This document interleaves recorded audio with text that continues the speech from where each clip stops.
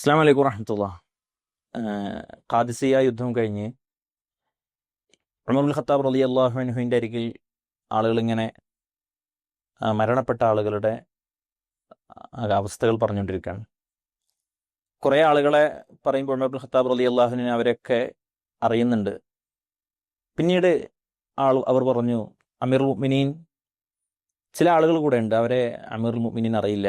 അമീറുൽ മുഅ്മിനീനെ അറിയാത്ത ചില ആളുകൾ കൂടെ ഷഹീദായിട്ടുണ്ട്.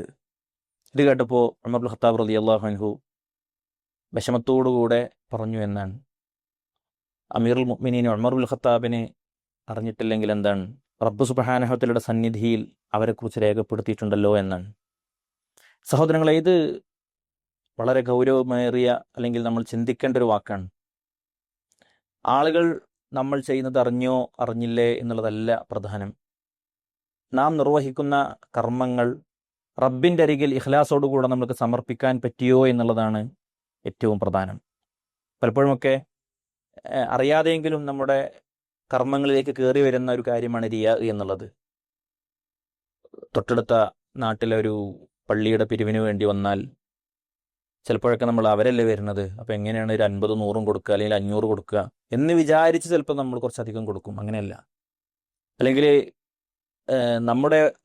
നമ്മളെ പ്രശസ്തിക്ക് വേണ്ടി, ആളുകൾക്കിടയിൽ അറിയപ്പെടാൻ വേണ്ടിയിട്ടൊരു കാര്യം ചെയ്യുക എന്നതല്ല പ്രധാനം. ആളുകൾ അറിഞ്ഞാലും ആളുകൾ അറിഞ്ഞിട്ടില്ല എന്നുണ്ടെങ്കിലും അള്ളാഹുവിൻ്റെ അരികിൽ നമുക്ക് പ്രശസ്തിയും പെരുമയും കിട്ടുക എന്നുള്ളതാണ് പ്രധാനം. അള്ളാഹു സുബ്ഹാനഹു വ തആല മലായികത്തിൻ്റെ സന്നിധിയിൽ അരികിൽ നമ്മളെക്കുറിച്ച് പുകഴ്ത്തി പറയുക എന്നുള്ളതാണ് പ്രധാനം. വിശുദ്ധ ഖുർആൻ സൂറത്തു നിസാഇൻ്റെ അവസാന ഭാഗത്ത് അള്ളാഹു സുബ്ഹാനഹു വ തആല പറയുന്നുണ്ടല്ലോ, വറുസുലൻ ലം നഖ്സുസുഹും അലൈക്. ചില പ്രവാചകന്മാരെ നിനക്ക് ഞാൻ പറഞ്ഞു തന്നു പ്രവാചകരെ, പക്ഷെ ചില പ്രവാചകന്മാരെ ലം നഖ്സുസുഹും അലൈക്, അവരുടെ കഥ, അവരുടെ ജീവിതം, അവരുടെ ജീവിതങ്ങൾ അത് നിനക്ക് ഞാൻ പങ്കുവെച്ച് തന്നിട്ടില്ല എന്നാണ്.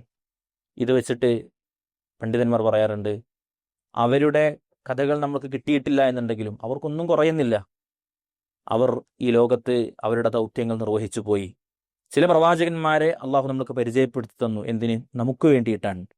ചിലരെ നമ്മൾക്ക് പറഞ്ഞു തന്നിട്ടില്ല എന്നുള്ളത് കൊണ്ട് അവർക്കൊന്നും നഷ്ടപ്പെട്ടിട്ടില്ല. പ്രവാചകന്മാരുടെ അവസ്ഥയിൽ ഇതാണ് എങ്കിൽ സഹോദരങ്ങളെ, നമ്മളെ ഇവിടെ ആളുകൾ അറിഞ്ഞോ ഇല്ലേ എന്നുള്ളതല്ല പ്രധാനം. നാം ചെയ്യുന്ന കർമ്മങ്ങൾ നാഥൻ്റെ സന്നിധിയിൽ അത് രേഖപ്പെടുത്തപ്പെട്ടോ, റബ്ബത് സ്വീകരിച്ചോ എന്നുള്ളതാണ് പ്രധാനം. അതായിരിക്കട്ടെ നമ്മുടെ ഓരോ കർമ്മങ്ങളുടെ പിന്നിലും ഉള്ള ചിന്തയും വിചാരവും. അങ്ങനെയാകുമ്പോഴാണ് റബ്ബ് സ്വീകരിക്കുന്നത്. അള്ളാഹു അനുഗ്രഹിക്കുമാറാവട്ടെ.